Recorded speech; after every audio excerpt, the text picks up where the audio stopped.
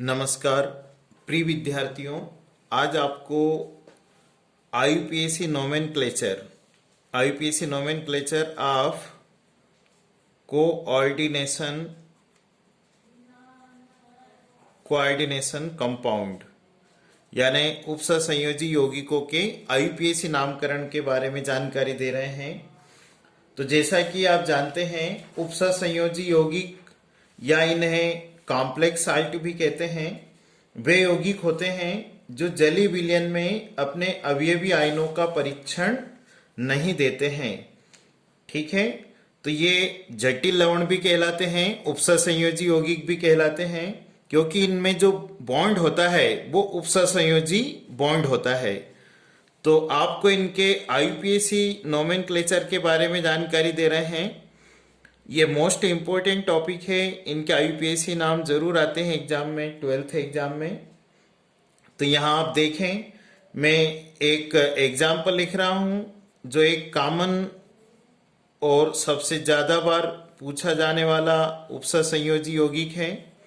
तो ये देख रहे हैं आप, K4FeCN लिखा है जो लिगेंड है, और होल 6 इसके 6 हैं। तो सबसे पहले आपको यहाँ ये समझने की जरूरत है कि ये जो बड़ा कोष्टक है, इस बड़े कोष्टक को, इतने क्षेत्र को उपसंयोजन क्षेत्र कहते हैं। ये क्षेत्र होता है उपसंयोजन क्षेत्र या उपसंयोजन मंडल होता है। ठीक है, इस क्षेत्र को उपसंयोजन क्षेत्र कहते हैं। इस क्षेत्र में जो रहते हैं, ये जो आयरन है, इसको, ये डी ब्लॉक एलिमेंट है, ये है यहाँ केंद्रीय धातु परमाणु या केंद्रीय धातु आयन है। ठीक है, और ये जो CN है, ये है लिगेंड या संलग्नी कहलाता है। और जो 6 नंबर है, ये उप सहसंयोजन संख्या है, उपसंयोजन संख्या है इसकी। ठीक है, जो केंद्रीय धातु आयन की होती है उपसंयोजन संख्या ने लिगेंड के नंबर है, जो एक दंतिर लिगेंड की कितनी संख्या है। अब आप देख रहे हैं, बड़े कोष्टक के शुरू में जो क्षेत्र है, ये आयन क्षेत्र कहलाता है, इसे आयन क्षेत्र कहते हैं।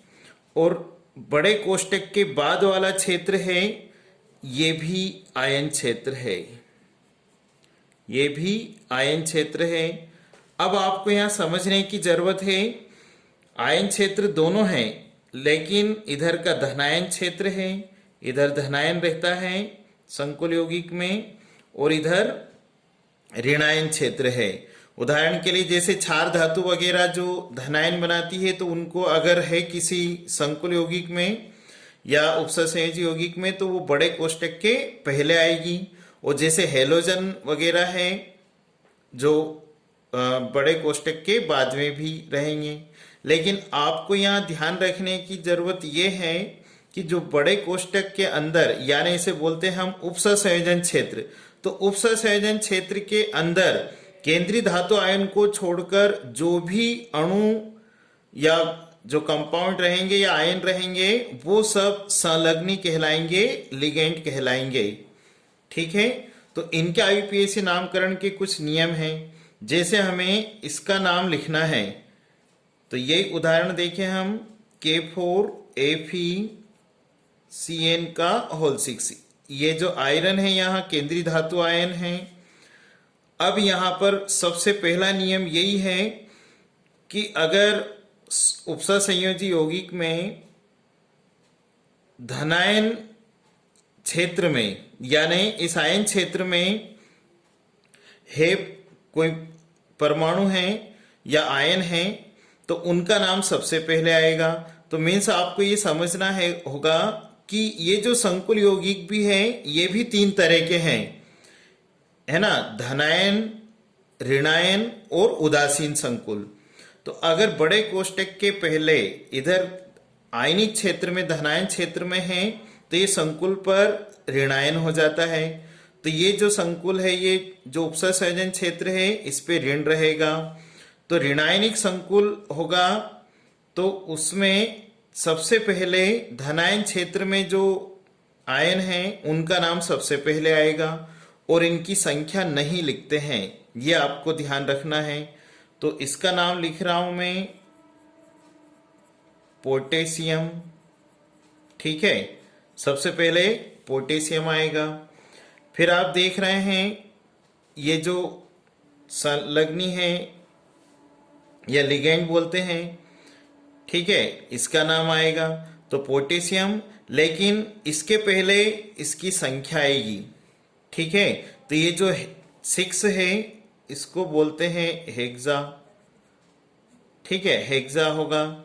अब अब लिगेंड के नामकरण के नियम हैं कि लिगेंड भी अगर ऋणावेशित है ना, जैसे Cn माइनस होता है, Cl होता है, क्लोरो होता है, ठीक है, C2O4 2 माइनस होते हैं, तो इनके नामकरण में आईयूपीएसी नामकरण में ऋणावेशी संकुल में प्रत्यय ओ लग जाता है, तो ये होगा साइनो, ठीक है, इसमें ओ लग जाता है। तो पोटेशियम हेक्सा साइनो, और ये जो केंद्रीय धातु है या केंद्रीय धातु आयन है इसमें प्रत्यय लगता है 8, क्योंकि ये जो संकुल है ये ऋणावेशी संकुल हो गया, अर्थात चूंकि इधर धन है। तो आपको याद रखने के जरूरत ये है कि अगर शुरू में कुछ होता है बड़े कोष्टक के पहले, तो ध्यान ये रखें कि केंद्रीय धातु के नाम में या केंद्रीय धातु आयन में प्रत्यय 8 लग जाता है, तो ये, और इसके लैटिन नाम को लिखेंगे, वैसे ये आयरन है बट ये लैटिन नाम में फेरम कहलाएगा, तो ये हो जाएगा फेरेट। तो इसमें प्रत्यय लग गया 8, और इसके बाद छोटे कोष्टक में रोमन अंकों में इसकी ऑक्सीकरण संख्या लिखते हैं। अब आप ऑक्सीकरण संख्या के लिए थोड़ा सा ध्यान दें, इसको x मानते हैं, इसके आगे पीछे प्लस लगाते हैं। हेलोजनों की +1 ऑक्सीडेशन नंबर होती है, चूंकि 4 है ये, तो ये +4 ऑक्सीडेशन हो गई इसके 4 पोटेशियम की, और Cn पर 1 माइनस चार्ज है तो इसकी ऑक्सीडेशन -1 है, बट ये नंबर में 6 है तो 1 - 6 करेंगे हम इसको, तो अल्टीमेटली ये -6 है और इक्वल टू 0 लगाएंगे, पूरे यौगिक की ऑक्सीकरण संख्या 0 होगी। अब आप पक्षांतरण करें तो x की वैल्यू ज्ञात होगी, यानी आयरन जो यहाँ फेरेट है उसकी वैल्यू। पक्षांतरण करने पर ये प्लस का 6 आएगा और ये जो प्लस का 4 है ये -4 हो जाएगा। ओके, तो +6 -4, तो ऑक्सीकरण संख्या आएगी +2, है ना, +2 ऑक्सीकरण संख्या आएगी। अब आपको ध्यान रखना है कि इसे रोमन अंकों में ही लिखना है, तो इस तरह से हम इसकी ऑक्सीकरण संख्या लिखेंगे रोमन अंकों में सेकंड। तो इस यौगिक का, उपसर्ग संयोजी यौगिक का आईयूपीएसी नामकरण हुआ पोटेशियम हेक्सा इस संख्या से, साइनो इसका जो लिगेंड है ऋणावेशित में ओ लगा है साइनो, और केंद्रीय धातु के नाम में 8 प्रत्यय लगा है फेरेट, और सेकंड ये इसकी ऑक्सीकरण संख्या है। इसके अलावा आपको दूसरा उदाहरण बता रहा हूं, ठीक है, ये पहला एग्जाम्पल हुआ। दूसरा, जितने ज्यादा आप एक्सरसाइज करेंगे, जितने लिखेंगे सब तरह के आईयूपीएसी नाम, तो आपको ज्यादा क्लियर होगा। CO है यहाँ केंद्रीय धातु आयन, कोबाल्ट है, ये लिखा मैंने NH3, इसका होल 6 है, ये बड़ा कोष्टक बंद है, मीन्स उपसर्ग संयोजन क्षेत्र यहां तक हो गया। इसके बाहर आपको दिख रहा है Cl3। अब ये जो Cl3 है यानी इसमें हेलोजन 3 है, तो यहां मैंने शुरू में लिखा था ये आयन क्षेत्र है, ठीक है। अब इधर Cl होने से संकुल हो जाता है आपका धनावेशी संकुल, ठीक है। ये जो संकुल है ये ऋणावेशी संकुल है, तो इसमें केंद्रीय धातु के नाम में प्रत्यय 8 लगाएंगे, लेकिन अगर बाद में यानी बड़े कोष्टक के बाद मीन्स उपसर्जन क्षेत्र के बाद में है तो संकुल धनावेशित हो गया है। और ऐसे संकुल में केंद्रीय धातु के नाम में यानी कोबाल्ट के नाम में प्रत्यय एट नहीं लगाना है, ये ध्यान रखना है। अब इसका यूपीएससी नामकरण कर रहे हैं तो यहाँ चूंकि कुछ नहीं है तो अपन लिगेंड के नाम लिखेंगे। अब यहाँ लिगेंड की नंबर लिखेंगे, है ना, तो 1 को मोनो, 2 को डाई, 3 को ट्राई, तो इस तरह से ये हो गया 6 हो गया। ठीक है, तो आप चाहे तो इसको इंग्लिश में लिख सकते हैं हेक्सा। ठीक है, यहां से लिखा हमने इसकी संख्या सबसे पहले हेक्सा। फिर ये जो अमोनिया है इसको बोलते हैं एमीन, तो हेक्सा एमीन हुआ। ठीक है, अगर एक से ज्यादा लिगेंड है तो उनका नाम अंग्रेजी वर्णमाला के क्रम में लिखते हैं, जो अभी और उदाहरण में क्लियर करेंगे आपको। तो हेक्सा एमीन हुआ। ठीक है, अब यहाँ केंद्रीय धातु का नाम आएगा, तो केंद्रीय धातु यहाँ है कोबाल्ट। ओके, अब जस्ट उसके बाद छोटे कोष्टक में रोमन अंकों में उसकी ऑक्सीडेशन नंबर लिखते हैं। तो यहाँ आपको ऑक्सीडेशन नंबर निकालने के लिए अभी बताया फार्मूला, इसको x माने, इसके आगे पीछे प्लस लगाएं।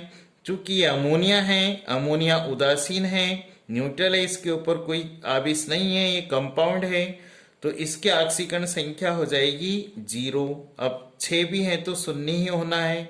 अब ये जो हेलोजन है इसकी ऑक्सीकरण संख्या आप जानते हैं -1 है Cl, तो यहाँ पर चूंकि 3 है तो ये -3 हो जाएंगे इक्वल टू 0। अब इसका पक्षांतरण करें हम तो -3 उधर जाएगा, ये प्लस है यहाँ, तो -3 उधर जाएगा तो +3 होगा। तो अल्टीमेटली आप देख पा रहे हैं कि कोबाल्ट की जो ऑक्सीडेशन नंबर है +3 है। यहां ध्यान हमेशा रखना है धातुओं की ऑक्सीकरण संख्या सदैव प्लस में आती है, लेकिन लिखना आपको रोमन अंकों में है। ठीक है, तो रोमन के लिए आपको कोबाल्ट ये जो छोटे कोष्टक में 3rd इस तरह से लिखना है। ये थोड़ा ध्यान देना है, +3 है बट +3 नहीं लिखना है, क्या लिखना है 3rd लिखना है। तो हेक्सा एमीन कोबाल्ट 3rd। अब सबके अंत में इसका नाम आता है। मैंने यहाँ नियम नहीं लिखे हैं बट मैं आपको इन उदाहरण से क्लियर कर रहा हूं कि जैसे इधर नहीं था कुछ भी तो यहाँ हमने एंड कर दिया था नाम, बट ये देख पा रहे हैं आप कि कुछ भी छूटना नहीं चाहिए। तो यहाँ पर केंद्रीय धातु आयन के नाम और उसकी ऑक्सीकरण संख्या के बाद में यानी सबसे बाद में इसका नाम आएगा। ठीक है, अब यहाँ ये भी ध्यान रखना है कि ये जो संख्या 3 है तो कोई ट्राई क्लोराइड नहीं लिखना है, ओनली आपको लिखना है क्लोराइड। ठीक है, क्लोराइड लिखना है। ठीक है, आप हिंदी में लिखें इंग्लिश में लिखें कोई इशू नहीं है, आपको जिस भाषा में समझ में आए वो बेटर है। अब और भी आपको उदाहरण दे रहा हूं मैं, एग्जाम्पल 3।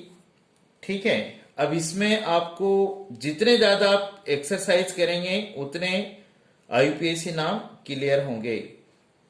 ठीक है, अब यहां पर एक तीसरे तरह का लिख रहा हूं, CO ये केंद्रीय धातु आयन है, यहां अमोनिया है, NH3 का होल थ्राइस है, NO2 है, इसका होल थ्राइस है, और बड़ा कोष्टक बंद यानी उपसंयोजन क्षेत्र कंप्लीट हो गया।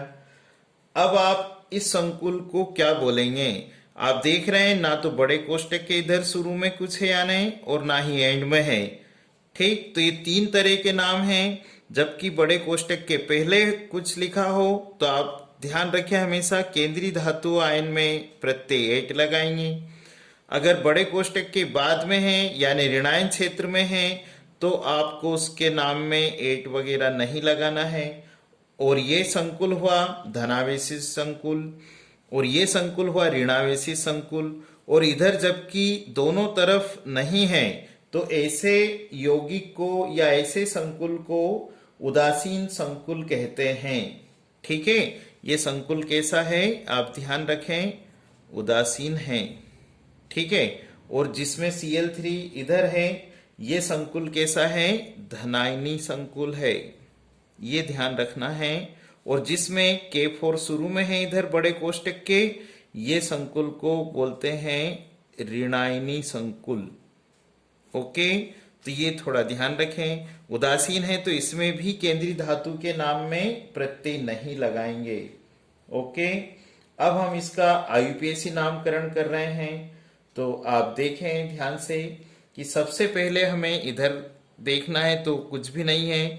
फिर हम उपसंयोजन क्षेत्र में चलते हैं तो हमें दो लिगेंड या दो संलग्नी दिख रहे हैं, एक एमीन है और दूसरा नाइट्राइटो है, ठीक है। आपको इसका नाम क्या लिखना है, नाइट्राइटो, और NO3 होता है नाइट्रेट, ठीक है। तो ये नाइट्राइटो है। तो अब एमीन अल्फाबेटिकल से एमीन पहले आएगा और इसकी संख्या 3 है। तो आप लिखें 3 को क्या लिखते हैं, ट्राई, यहां, ठीक है, ट्राई एमीन हिंदी में लिख दें हम, कोई दिक्कत नहीं, ट्राई एमीन है।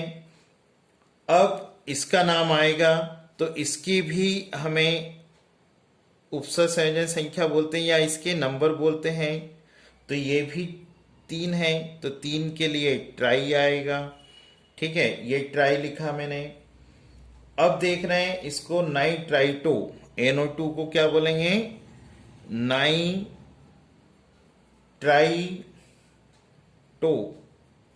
तो प्रत्यय क्या लग गया, O।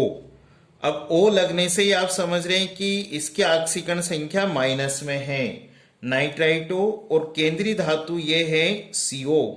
तो ये लिखा है इसको मैंने कोबाल्ट।